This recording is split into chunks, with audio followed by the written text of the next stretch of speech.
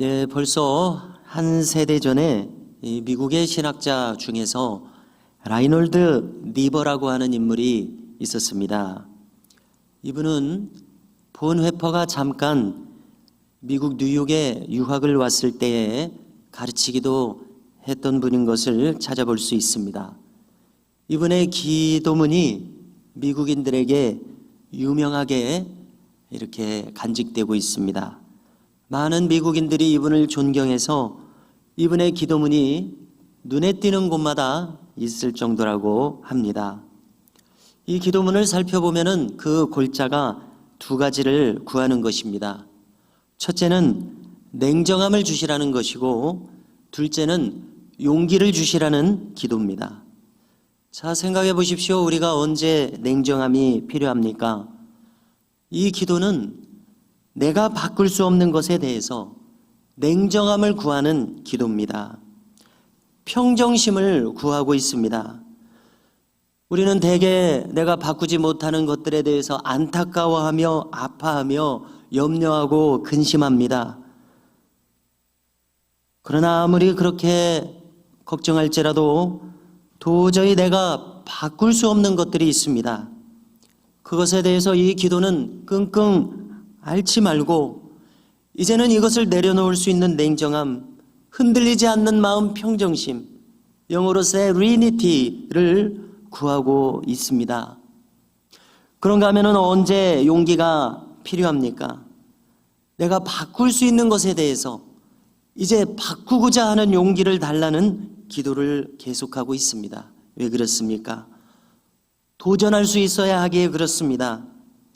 자, 우리가 지금까지 경험한 것은 내가 아무것도 안 하고 있으면 아무 일도 일어나지 않는다는 것입니다.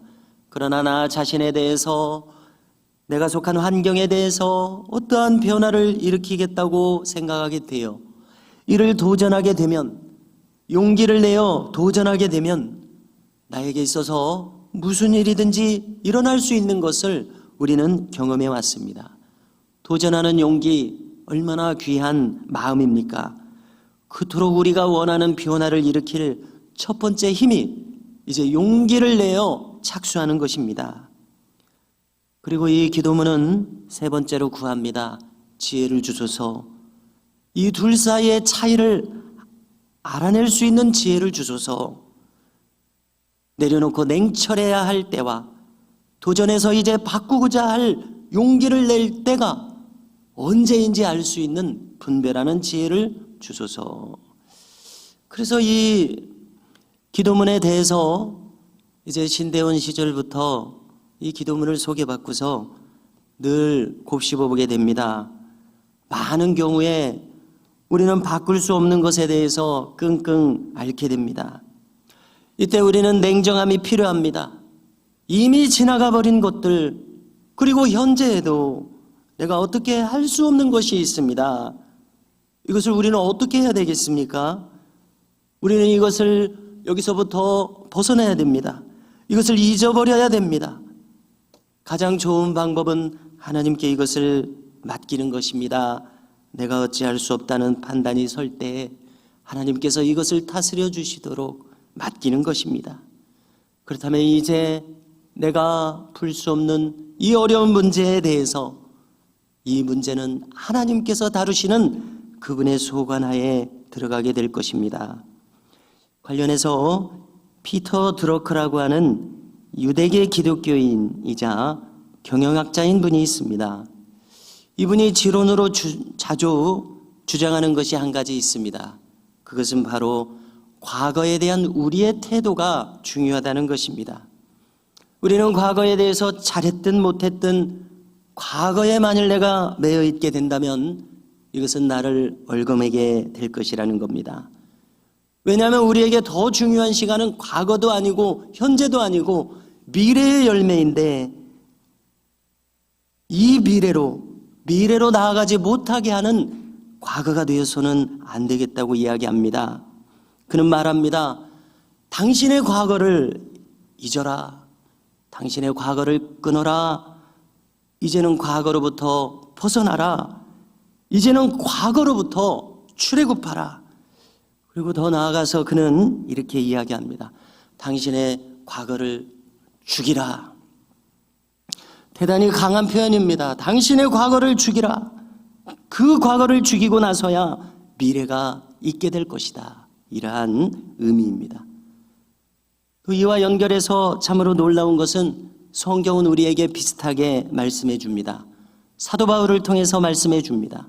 바울은 말합니다. 나는 날마다 죽노라. 형제들아, 너희에게 대한 나의 자랑을 두고 탄원하노니 나는 날마다 죽노라. 이것은 무엇을 뜻합니까? 사도 바울을 생각해 보십시오. 그는 날마다 나는 죽어야 한다는 자각을 했던 인물인 것을 알게 됩니다. 달리 말하면 사도 바울은 자기 성찰적인 사람입니다. 그렇게 위대한 인물도 매일같이 나를 죽여야지만은 바른 신앙으로 비로소 살 수 있었다는 의미를 우리는 찾아내게 됩니다. 그를 공격하는 고린도 교회에 거쳐가는 많은 유대계 신앙의 교사들이 있었습니다. 그 중에 거짓 교사로서 판단할 수밖에 없는 인물들이 있었습니다. 그들은 문벌을 자랑합니다. 출신을 자랑합니다. 자기들이 가진 것을 자랑합니다. 그래서 그 그릇된 그들의 가르침이 고린도 교회에 악영향을 끼칠 것을 염려합니다. 그들에 비해서 사도 바울은 가만히 생각해 보니까 자기의 자랑할 것은 그런 것들이 아니라 내가 날마다 죽노라. 그래서 하나님의 뜻을 따를 수 있는 바로 그 사람으로서 나는 살아가고 있노라. 그러기에 내가 주의 뜻을 받들 수 있노라. 이것만을 그는 내세울 수 있다고 말하고 있는 것을 알게 됩니다. 자, 우리가 이제 얼마 후에 세례식을 가지겠습니다마는 종교개혁자 마르틴 루터는 이렇게까지 이야기합니다. 우리는 한 번만 세례를 받고 마칠 것이 아니라 날마다 세례를 받아야 한다. 데일리 베프티즘이라고 합니다. 날마다 받는 세례. 왜냐하면 나를 죽이기 위해서. 그리고 그는 더 나아가서 이야기합니다. 아니, 우리는 날마다가 아니라 사건마다, 때마다, 순간마다 죽어야 한다. 이렇게 말합니다. 그래서 이것을 한번 생각해 봅니다. 참으로 우리의 많은 문제는 여기에서 일어남을 알 수 있습니다. 그것은 내가 순간마다 잘 죽지 않는다는 것입니다. 이전에는 죽은 것 같은데 또다시 나의 자아는 다시 살아나 있습니다. 나도 모르는 사이에 살아나서 나의 고집을 주장합니다.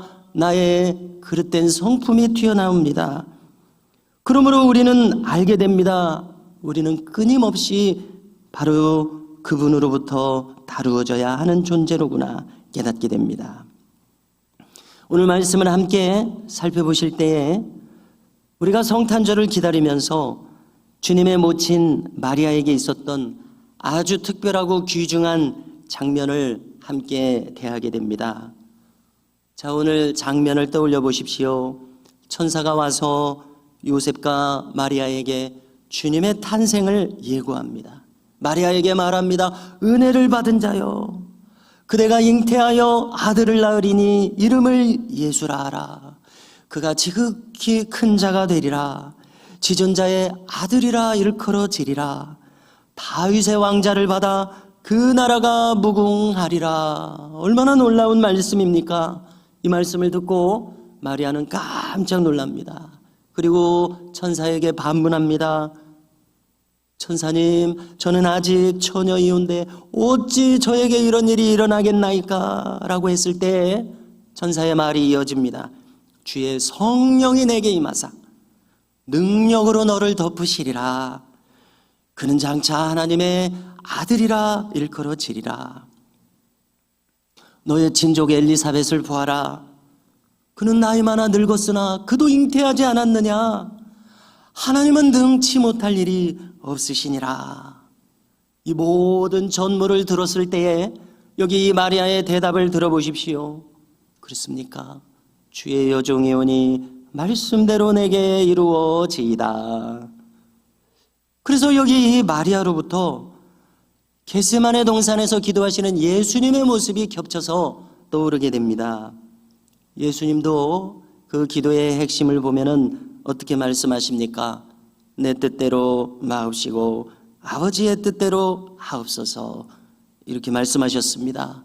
이 대목에 대해서 어떤 설교자는 이렇게 설명하는 것을 들어보았습니다. 이때 아마 하나님은 아무 말씀도 안 하셨을 것이다. 아버지 하나님, 내가 십자가를 이제 지리이까 말리이까 물으셨을 때 아무 대답을 안 하셨을 것이다. 나에게 주시려는 이 쓴 잔을 내가 마시리이까 피하리이까 피하기를 원하옵나이다 아뢰었을 때 아무 대답을 안 하셨을 것이다. 그때 비로소 주님이 말씀하시게 되었다는 것입니다. 주님, 아버지, 그러면 내 뜻대로 마옵시고 아버지의 뜻대로 하옵소서. 왜입니까? 아무리 기도해도 이것은 하나님의 뜻이 아닌 것을 우리 주님이 알게 되시지 않았나 생각합니다. 하나님이 여전히 침묵하실 때 그 침묵이 곧 하나님의 응답이신 것을 알아차리지 않으셨나 생각이 됩니다. 응답하시되 침묵으로 응답하시는 하나님, 침묵하시지만 그 침묵은 웅변적인 말씀이신 그 하나님, 오늘 여기 이 마리아도 마찬가지라고 여겨집니다. 학자들은 이 마리아가 한 16쯤 되었을 것이다 이렇게들 이야기하는데요, 참으로 어린 소녀였을 것입니다. 정말 많이 생각해도 25을 넘기지는 못했을 것입니다. 이 어린 소녀, 시골 소녀, 참으로 놀랍게도 천사의 방문을 받아서 이런 말씀을 들었습니다. 어찌해야 하겠습니까? 그런데 그녀는 너무도 순수하게도, 참으로 순수하게도 주의 여종이오니 말씀하신 대로 내게 이루어지이다 이렇게 대답을 했습니다. 자, 여기 나사렛이라고 하는 동리를 한번 생각해 보십시오. 유대인들의 동네입니다. 저 예루살렘으로부터 멀리 북방 변방에 떨어져 있는 저 외딴 곳에 있는 시골 동네입니다. 우리가 이 주님의 동네 나사렛에 회당이 있었다고 성경이 기록해 주신 것을 보았을 때 비록 이 마을은 작은 마을이었지만은 저 회당을 중심으로 하나님을 믿는 신앙으로서 온 동네 사람들이 하나님께 나아오는 신앙적인 동네였을 것으로 생각이 됩니다. 그래서 이렇게 짐작을 해봅니다. 여기 이 작은 동네에서 저 소녀 마리아의 신앙은 회당을 중심으로, 마을 분들을 중심으로 여기 무슨 유흥가가 있었을까 생각을 하게 돼요. 이 신앙이 곱게 포되어 있지 않았을까.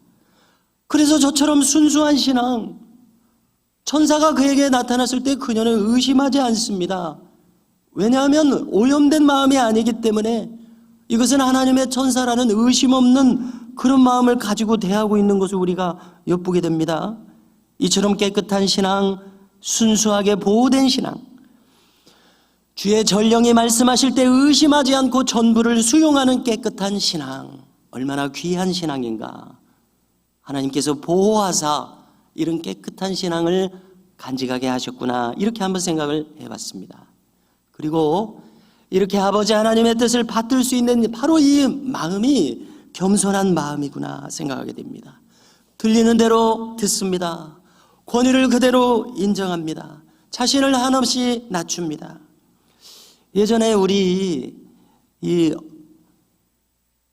어려서부터 생활을 할 때에 우리 어르신들의 문화가 있습니다.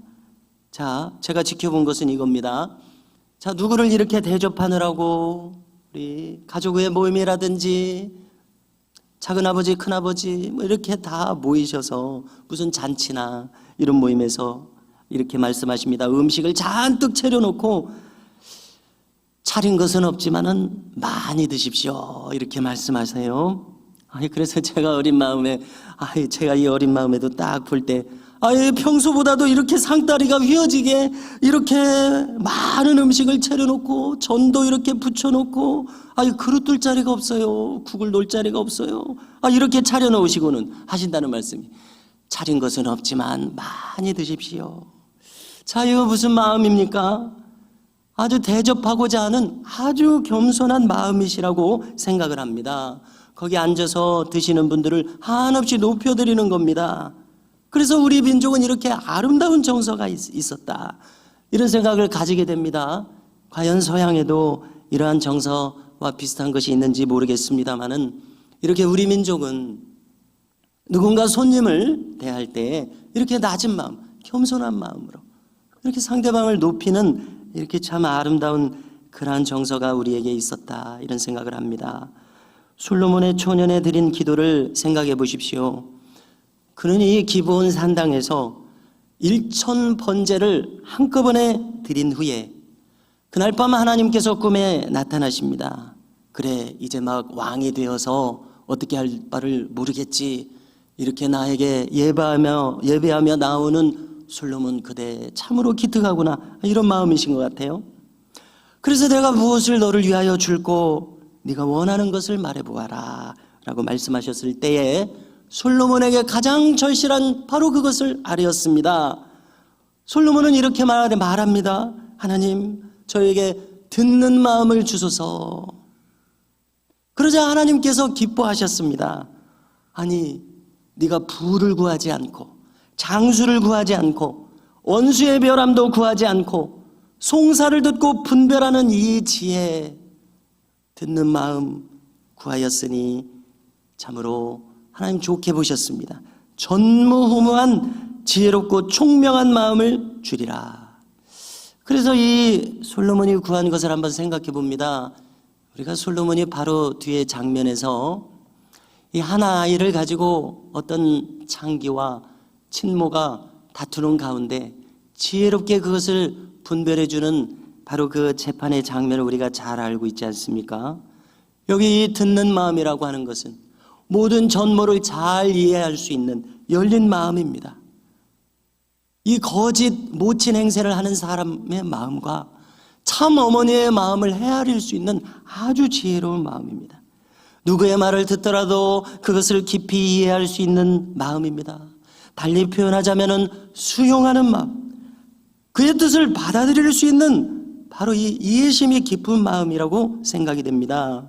그래서 우리가 만일 누구의 말을 듣게 됩니다. 우리 가족 중에 같이 신앙생활을 하는 분 중에 직장에서 누구의 말을 들을 때에 그 말을 단정짓고 잘라내버립니다.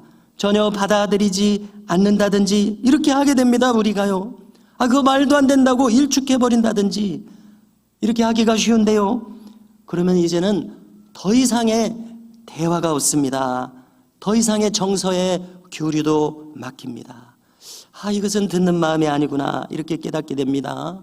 그래서 우리가 이러한 태도를 가지고 이러한 태도를 고집한다면은 이제 전혀 상대방의 마음, 그 배경을 이해할 길은 막혀버릴 수밖에 없겠다, 이렇게 생각하게 됩니다.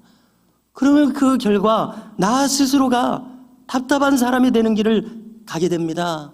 성경에서도 대표적인 인물이 있습니다. 저 애굽의 바로 왕을 보십시오. 그는 전혀 듣는 마음이 없었습니다. 완고하기 그지없습니다. 정말 고집이 보통이 아닙니다. 무려 10가지 재앙이 계속해서 주어지는 동안에도 그 재앙을 자기가 몸소 다 당하고 있어도 그는 깨닫지 못하였습니다. 급기야 자기의 장자가 죽고 그래서 출애굽을 허용해 놓고도 뒤돌아서니까 다시 마음을 강팍하게 먹고 뒤따르다가 마침내 어떻게 되었습니까? 홍해바다에 빠져 죽게 되었습니다.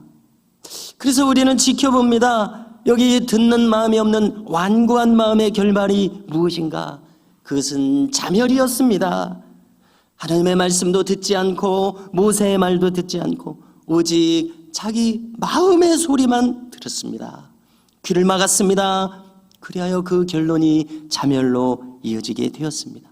그러므로 우리는 깨닫습니다. 참으로 나의 마음이 완악해지지 않도록 참으로 조심하고 삼가야 할 것입니다.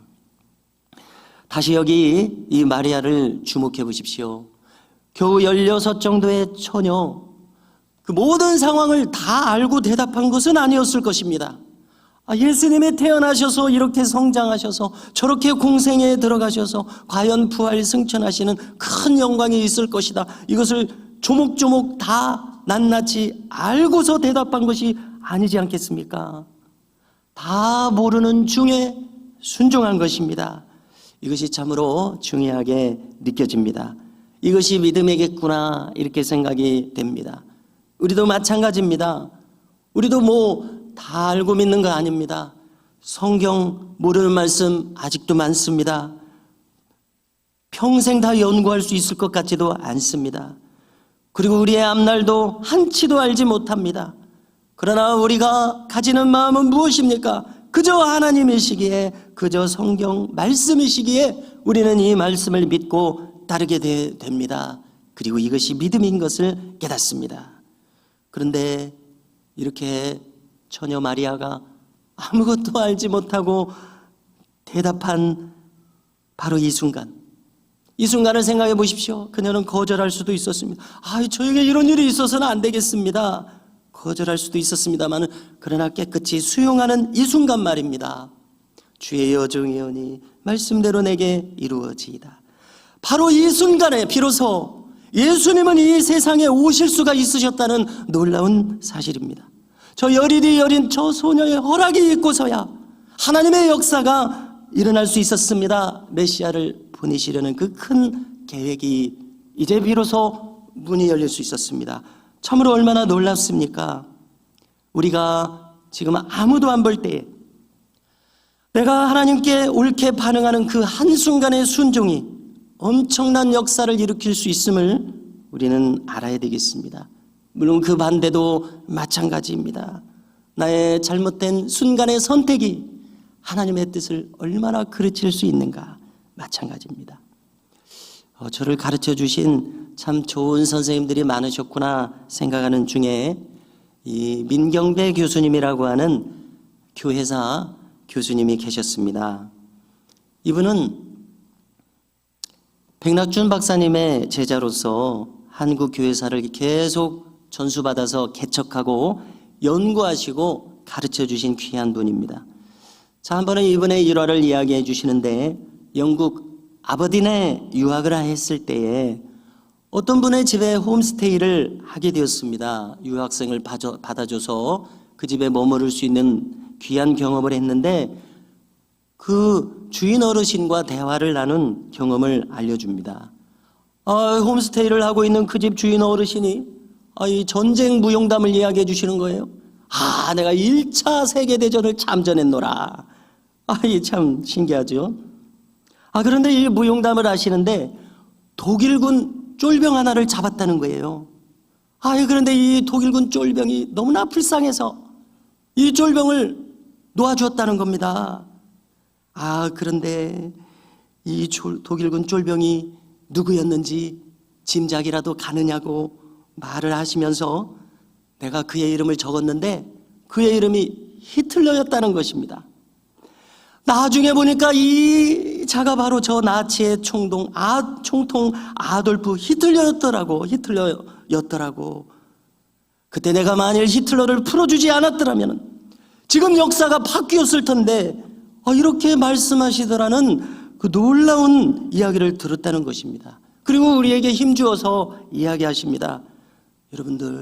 여러분들이 지금 한순간 선택하는 그 선택이 놀라운 역사의 흐름을 바꿀 수도 있는 선택이란 것을 기억하시오. 이렇게 이야기하셔요. 그래서 그 말씀이 평생 기억에 남습니다. 그렇습니다. 오늘 말씀을 보십시오. 이 어린 소녀 마리아의 단 한 번의 이 깨끗한 순종이 메시아가 오시도록 했습니다. 그러므로 오늘 우리는 어떻게 했습니까? 우리는 여러 가지 형편 속에 놓여져 있습니다. 나의 마음이 여러 가지 마음으로 나타나고 있습니다. 이때에 우리도 우리 자신의 고집을 주의 도우심을 받아 내려놓고 우리도 이렇게 말할 수 있기를 바랍니다. 주의 여종이 오니 말씀대로 내게 이루어지이다.